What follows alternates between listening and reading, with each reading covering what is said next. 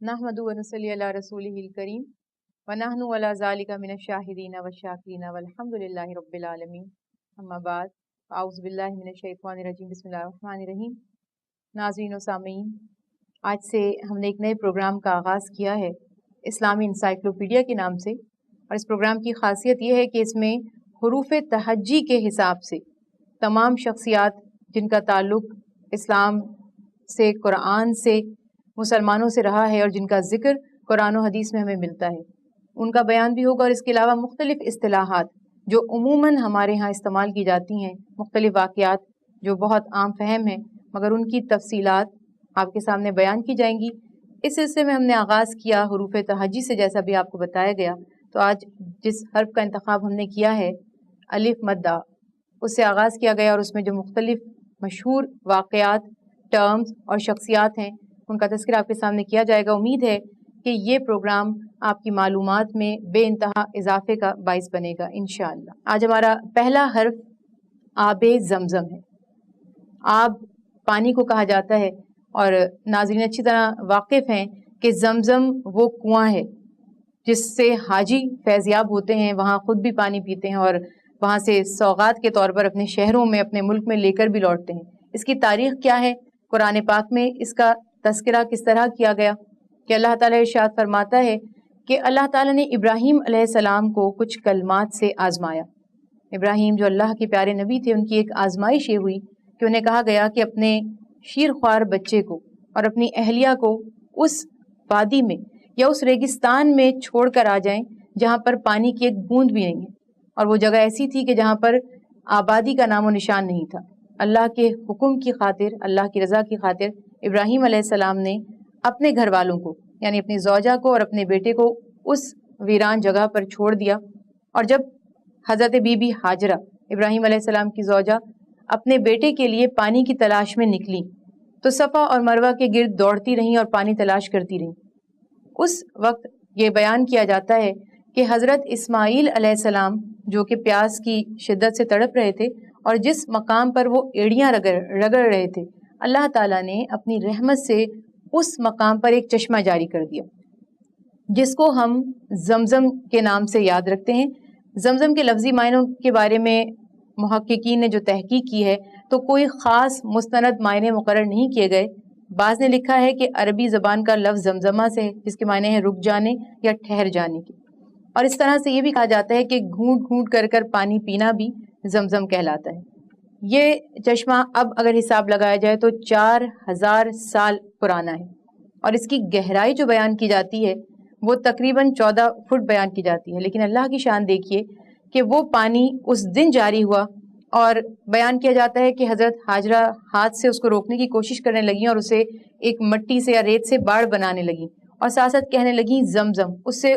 जो अहले ज़बान है उन्होंने ये नतीजा ख़ज़ किया कि शायद ज़मज़म के मायने रुक जाने के भी हैं।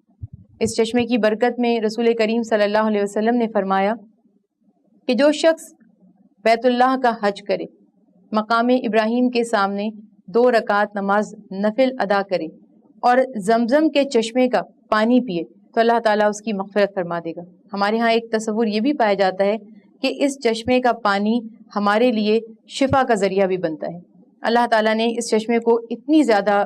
खासियत अता की है, इतनी बड़ी खूबी अता की है कि अब जो लेटेस्ट रिसर्च हुई और जाकर उस चश्मे की गहराई में जब देखा गया तो पता चला कि वहाँ पर एक ऐसी पहाड़ी बनी हुई है जिसके ऊपर रेत की मुख्तलिफ तहें हैं और जिसकी वजह से वो पानी फिल्टर हो रहा है वहाँ पर, और आज भी लोग उस पानी से फैज़याब हैं और उसमें कमी वाक़ई नहीं हो रही। इसके बाद यहाँ पर आबे कौसर नॉर्मली हमारे यहाँ बहुत मशहूर है। हमारे यहाँ कहा जाता है, ईमान है हमारा, ये हमारा अक़ीदा है कि आबे कौसर जन्नत के चश्मों में से एक चश्मा है और अल्लाह के नेक और मुत्तकी और परहेजगार बंदे उस चश्मे से फैज़याब होंगे रोज़े क़यामत। कौसर के नाम से कुरान पाक की एक सूरा भी है जिसको सूरह कौसर कहा जाता है और कुरान पाक की सबसे मुख्तसर सूरा है। अल्लाह ताला ने उसमें फरमाया इन्ना आतईना कल कौसर, कि रसूल सल्लल्लाहु अलैहि वसल्लम हमने आपको कौसर अता फरमाई है। अब उसमें जो तहकीक की गई है या जो मुख्तलिफ वजाहतें पेश की गई हैं, किसी ने कहा कि उससे मुराद जन्नत का वो चश्मा ही है, जैसे इब्ने माजा की हदीस है कि आप सल्लल्लाहु अलैहि वसल्लम ने फरमाया कि वो जन्नत के चश्मों में से एक चश्मा है। اور بعض نے کہا کہ رسول صلی اللہ علیہ وسلم کی امت کو کوثر کہا گیا، یعنی خیر کثیر کہا گیا ہے۔ بہرحال یہاں پر جو وضاحتیں ہمیں ملتی ہیں اور جو تحقیقات ہم نے کی، اس کے مطابق حضرت ثوبان رضی اللہ تعالی عنہ فرماتے ہیں کہ رسول کریم صلی اللہ علیہ وسلم نے فرمایا کہ کوثر یعنی آب کوثر یا کوثر جنت کا وہ چشمہ ہے جس کا پانی دیکھنے میں، رنگت میں دودھ سے زیادہ سفید اور ذائقے میں شہد سے زیادہ شیریں ہے، اور جو شخص یعنی اہل جنت میں سے جو شخص اس سے پانی پی لے گا تو کبھی اس کو پیاس کی تلخی محسوس نہیں ہوگی۔ اس کے بعد یہاں پر تیسرا جو ہمارا حرف ہے آج، وہ ہے آب حیات۔ نارملی لوگوں سے یہ سنتے ہیں کہ آب حیات پی لیں گے تو ہمیشہ کی زندگی مل جائے گی، یعنی دائمی حیات حاصل ہو جائے گی اور انسان امر ہو جائے گا۔ اور میں نے یہ واقعات پڑھے کہ کہا جاتا ہے کہ حضرت خضر علیہ السلام اس چشمے کے نگران ہیں جو چشمہ موجود ہے، اور خضر علیہ السلام نے بھی وہ پانی پیا، اور جو لوگ وہ پانی پی لیں گے ان کو ہمیشہ کی زندگی مل جائے گی۔ ناظرین، یہ جو کانسیپٹ ہے قرآن اور حدیث سے اس کی کہیں تصحیح نہیں ہوتی، یعنی قرآن اللہ کی جو پیاری کتاب ہے جس میں اللہ نے بہت سی چیزوں کا واضح بیان فرما دیا، اور رسول صلی اللہ علیہ وسلم کی احادیث، کہیں سے آب حیات نام کے کسی چشمے کا تذکرہ نہیں ملتا، بلکہ اگر آپ قرآن پاک کی طرف رجوع کریں تو پتہ یہ چلتا ہے کہ آب حیات کو ایک فرضی قصہ سمجھا جا سکتا ہے، اور اگر آپ اس کی روٹس دیکھیں گے تو آپ کو پتہ چلے گا کہ فارسی ادب کا حصہ ہے، یعنی فارسی ادب میں تھا کہ آب حیات کا ایک انہوں نے فرضی قصہ بنایا، اور وہ قصہ اتنا پاپولر ہو گیا کہ لوگوں کو چونکہ دین سے یا اس کی روٹ سے واقفیت نہیں تھی تو انہوں نے یہ سمجھ لیا کہ شاید واقعی اس میں کوئی سچائی ہے۔ قرآن میں اللہ فرما رہا ہے کلو نفس ذائقۃ الموت، کہ ہر شخص کو، ہر نفس کو موت کا مزہ چکھنا ہے۔ تو یہ تصور کر لینا کہ کہیں زمین پر کوئی ایسا چشمہ موجود ہے جس کا پانی پی لینے سے انسان ہمیشہ کی زندگی پا لے گا، قرآن کی تعلیمات کے منافی ہے۔ اب یہاں پر جو تیسری ہمارے پاس ٹرم تھی آب حیات کی، اس کی وضاحت ہو گئی۔ اب اس کے بعد ایک لفظ ہے جو ہم عموماً استعمال کرتے ہیں، آتش۔ عربی زبان میں آتش کی جگہ نار کا لفظ استعمال کیا گیا، یعنی آگ۔ ہندی میں، اردو میں آگ کہا جاتا ہے۔ یہاں پر یہ یاد رکھیے کہ قرآن پاک میں آتش کا لفظ 147 مرتبہ 147 ٹائمز یوز کیا گیا ہے۔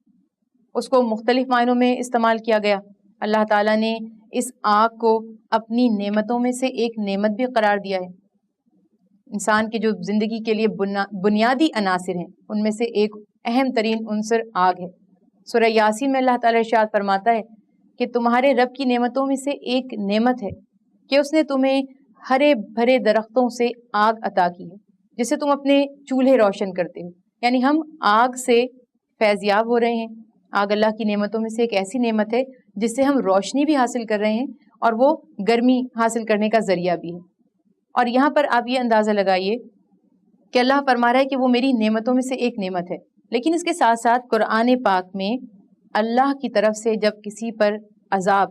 یا سزا کی خبر آتی ہے تو اس وقت بھی آگ، نار یا آتش کا لفظ استعمال کیا گیا ہے۔ یعنی اللہ کے عذابوں میں سے ایک عذاب ہے کہ اللہ تعالیٰ ارشاد فرماتا ہے کہ اور جب آگ تمہیں ہر طرف سے گھیر لے گی تو اس وقت تمہارے پاس کوئی راستہ نہ ہوگا اور تم مقابلہ نہ کر سکو گے۔ ارشاد باری تعالیٰ، یہاں میں آیت کا حوالہ آپ کو دیتی ہوں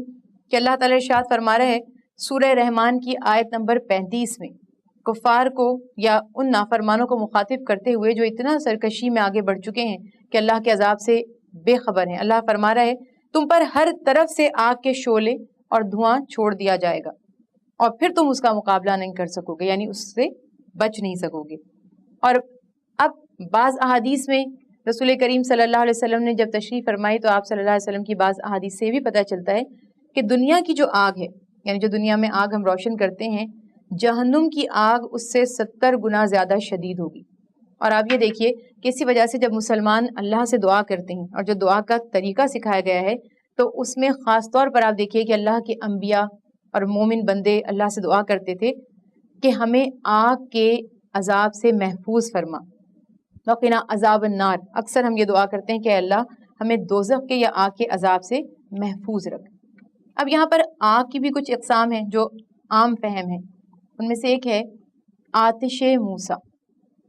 آتش موسیٰ اس لیے کہا جاتا ہے کہ ایک تو موسیٰ علیہ السلام کو جو نبوت عطا ہوئی ہے تو اس کی پہلی علامت آگ ہی تھی۔ قرآن پاک میں اس کا تذکرہ ہمیں اس طرح ملتا ہے کہ جب موسیٰ علیہ السلام اپنی زوجہ کے ساتھ مصر کی طرف سفر کے لیے روانہ تھے اور جب پہلی وحی ان پر آئی ہے تو اللہ تعالیٰ ارشاد فرماتا ہے سورہ طٰہٰ میں، جب اسے آگ دکھائی دی تو اپنے گھر والوں سے کہا ٹھہر جاؤ، میں نے آگ دیکھی ہے، شاید میں تمہارے پاس اس سے کوئی خبر لے آؤں۔ تو موسیٰ علیہ السلام کی نبوت کی نشانیوں میں سے، علامتوں میں سے ایک علامت بھی یہ آتش یعنی آگ ہی تھی۔ پھر آتش موسیٰ کی ایک وجہ تسمیہ یہ بھی ہے کہ حضرت موسیٰ علیہ السلام نے اللہ تعالیٰ سے جب درخواست کی، گزارش کی کہ اے اللہ میں تجھے دیکھنا چاہتا ہوں، اور اس کا ایک سبب یہ بھی لکھا جاتا ہے کہ پوری قوم ان کے ساتھ تھی اور وہ بضد تھے کہ جب تک ہم اللہ کو ظاہری آنکھوں سے نہیں دیکھ لیں گے ایمان نہیں لائیں گے۔ اس وقت ارشاد باری تعالیٰ ہوا کہ اے موسیٰ، اگر ہم اپنے نور کی تجلی اس پہاڑ پر کر دیں تو وہ بھی جل کر راکھ ہو جائے، یعنی اگر وہ اپنی جگہ قائم رہا تو تب آپ یہ گمان کیجئے گا کہ آپ بھی اللہ کو دیکھ سکتے ہیں۔ اور اس وقت جب اللہ کے نور کی تجلی اس پہاڑ پر ہوئی تو وہ پہاڑ جل کر خاک ہو گیا۔ تو اس وقت سے یہ آتش موسیٰ ایک ضرب المثل بھی بن گیا اور اس کو عام طور پر استعمال بھی کیا جانے لگا۔ آتش موسیٰ کے بعد اب ہمارے پاس جو اگلا لفظ ہے وہ ہے آتش نمرود، بہت مشہور ہے۔ نمرود جو بابل کا بادشاہ تھا اور اس کی سرکشی اور اس کا اختیار اتنا بڑھ گیا کہ اس نے خدائی کا دعویٰ کر دیا۔ اور آتش نمرود اس وجہ سے بھی مشہور ہوئی کہ ابراہیم خلیل اللہ یعنی اللہ تعالیٰ کے ایک بہت پیارے نبی جو اس زمانے میں موجود تھے اور جو حق و صداقت کے علم بردار تھے اور جنہوں نے نمرود کی خدائی کا انکار کیا، تو اس وقت نمرود نے حضرت ابراہیم علیہ السلام کو آگ میں جلانے کا اہتمام کیا۔ واقعے کی تفصیلات الحمدللہ اکثر مسلمان جانتے ہیں کہ جب کفار نے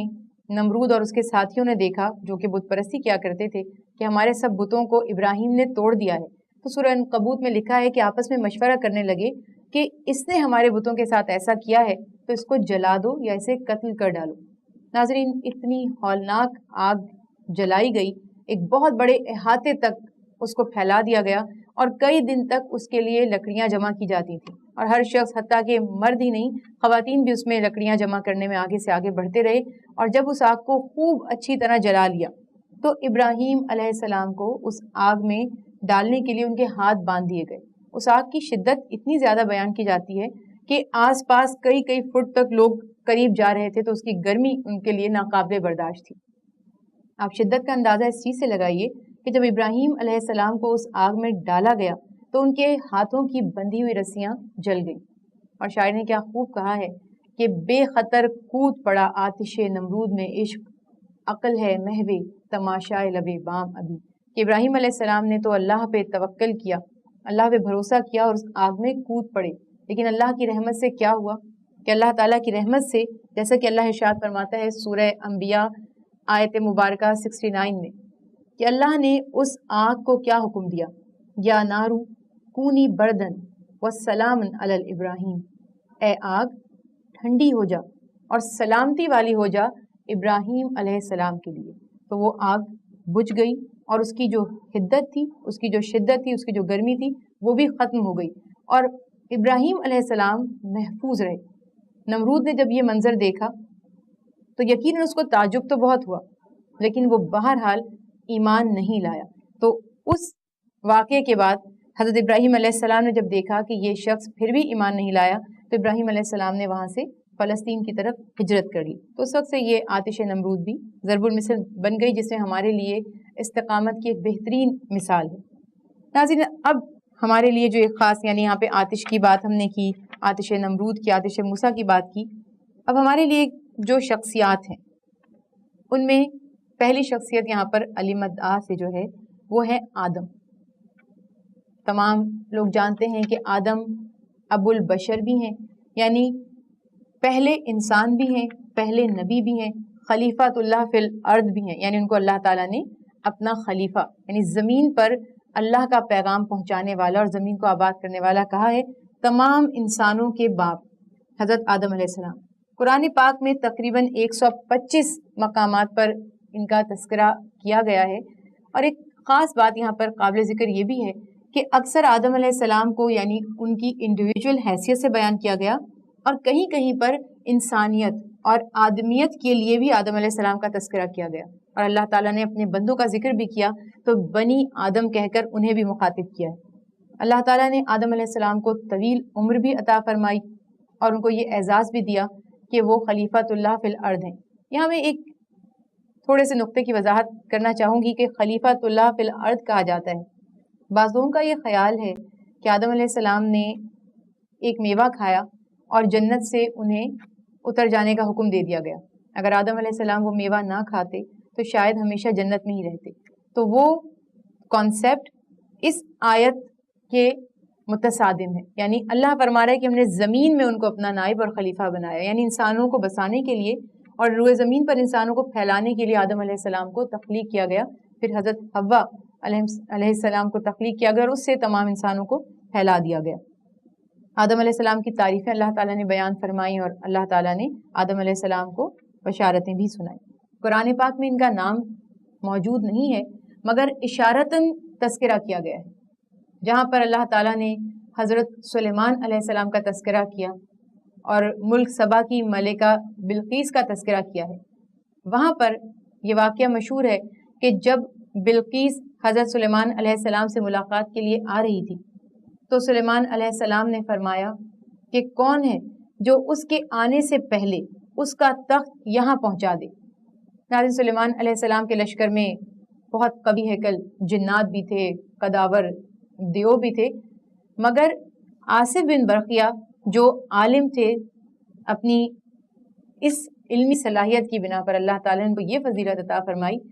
کہ اللہ قرآن میں فرماتا ہے کہ وہ جس کو علم دیا گیا تھا، یعنی جس کو کتاب کا علم دیا گیا تھا، اس نے کہا کہ جب آپ اس محفل سے اٹھیں گے، یعنی اپنی پلکوں کو جھپکیں گے اور جھپک کر کھولیں گے، تو اس سے پہلے تخت یہاں موجود ہوگا، اور وہ تخت وہاں پر موجود ہوا۔ اس طرح سے اس علم کی بدولت اللہ تعالیٰ نے انہیں یہ مقام اور مرتبہ بھی عطا فرمایا۔ اس کے بعد ناظرین جو شخصیت ہے ہمارے پاس آسیہ فرعون کی بیوی کا نام تھا، اور قرآن پاک میں ان کا تذکرہ کیا گیا۔ ان کا پورا نام آسیہ بنت مزاحم ہے، اور فرعون جو مصر کا بادشاہ تھا اس کی زوجہ ہیں۔ رسول صلی اللہ علیہ وسلم نے فرمایا کہ 4 بہترین عورتیں ہیں، یعنی دنیا کی 4 بہترین عورتیں ہیں، ان میں آسیہ اور حضرت مریم اور رسول صلی اللہ علیہ وسلم کی زوجہ حضرت خدیجہ رضی اللہ تعالیٰ عنہ اور آپ کی صاحبزادی حضرت فاطمہ ہے۔ ان فضیلت والی عورتوں میں ان کا ذکر کیا گیا، اور یہ بھی فرمایا کہ اللہ تعالیٰ نے